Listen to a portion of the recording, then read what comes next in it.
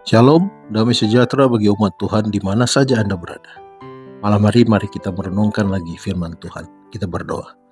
Bapa kami di surga, kami butuh kuasa Roh Kudus menuntun kami di saat kami akan membaca dan merenungkan firman-Mu. Dalam nama Yesus Kristus kami sudah berdoa. Amin. Judul renungan malam ini, masalah keluarga. Ayat renungan diambil dari kitab Lukas pasal 7 ayat 5. Firman Tuhan berbunyi, sebab saudara-saudaranya sendiri pun tidak percaya kepadanya. Dalam usia yang masih sangat muda, Yesus sudah mulai bertindak menurut caranya sendiri dalam pembentukan tabiatnya. Bahkan, hormat serta cinta pada orang tuanya sekalipun tidak dapat mencegah dia dari penurutan kepada firman Allah. Ada tertulis, ialah alasannya bagi tiap perbuatan yang berbeda dari kebiasaan keluarga. Akan tetapi, pengaruh rabi-rabi menyebabkan pengalaman hidupnya amat pahit.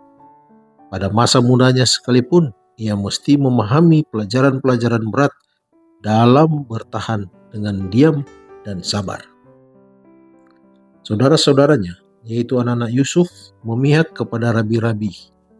Mereka bersikeras mengatakan bahwa tradisi-tradisi mesti ditaati, seakan-akan hal itu adalah tuntutan Allah. Mereka bahkan menganggap segala ajaran manusia itu lebih tinggi daripada firman Allah. Dan mereka merasa sangat tersinggung oleh ketajaman otak Yesus dalam membedakan antara yang salah dan yang benar. Ketaatannya yang seksama pada hukum Allah, mereka salahkan sebagai kedegilan. Mereka merasa heran akan pengetahuan serta akal budi yang ditunjukkannya dalam menjawab rabi-rabi. Mereka tahu bahwa ia tidak pernah mendapat pelajaran dari orang-orang terpelajar itu. Namun mereka terpaksa melihat bahwa ia merupakan seorang guru bagi mereka. Mereka mengakui bahwa pendidikannya mengandung jenis yang lebih tinggi daripada pendidikan mereka. Tetapi mereka tidak melihat bahwa ia dapat menghampiri pohon kehidupan, yaitu sebuah sumber ilmu pengetahuan yang tentang itu mereka tidak mengetahui sedikit pun. Pada segala waktu dan segala tempat, ia menyatakan minat yang penuh kasih sayang terhadap manusia, serta memancarkan di sekelilingnya cahaya belas kasihan yang gembira. Semuanya ini merupakan suatu tempelakan bagi orang Farisi. Hal ini menunjukkan bahwa agama tidak bergantung kepada sifat mementingkan diri dan bahwa pengabdian mereka yang tidak sehat itu kepada kepentingan diri sendiri adalah jauh dari ibadah yang sejati.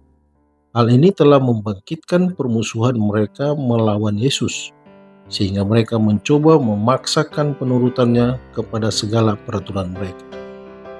Semuanya ini mengecilkan hati saudaranya. Karena lebih tua dari Yesus, mereka merasa bahwa ia harus berada di bawah perintah mereka.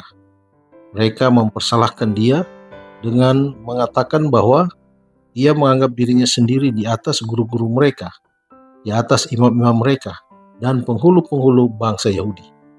Sering mereka mengancam dan mencoba menakut-nakuti dia, tetapi ia berjalan terus menggunakan Alkitab sebagai penuntunnya. Yesus mengasihi saudara-saudaranya dan memperlakukan mereka itu dengan kebaikan hati yang tiada putus-putusnya.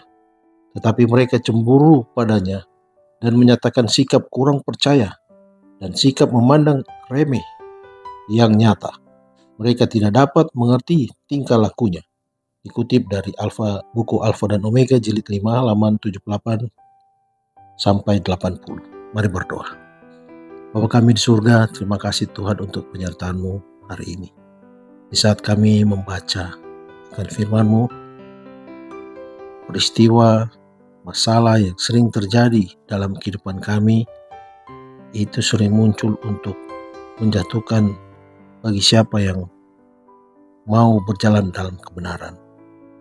Tuntunlah kami Tuhan dengan kuasa Roh Kudus agar tidak ada perpecahan dalam keluarga dan kami boleh hidup damai dengan kehidupan yang benar. Terima kasih Tuhan untuk firman yang Engkau telah berikan kepada kami, agar kami boleh hidup sesuai dengan apa yang Tuhan inginkan. Terima kasih Tuhan, Engkau selalu memperhatikan keluarga kami, menyertai istirahat malam kami. Dalam nama Yesus Kristus kami sudah berdoa. Amin. Selamat malam, selamat beristirahat. Tuhan Yesus memberkati.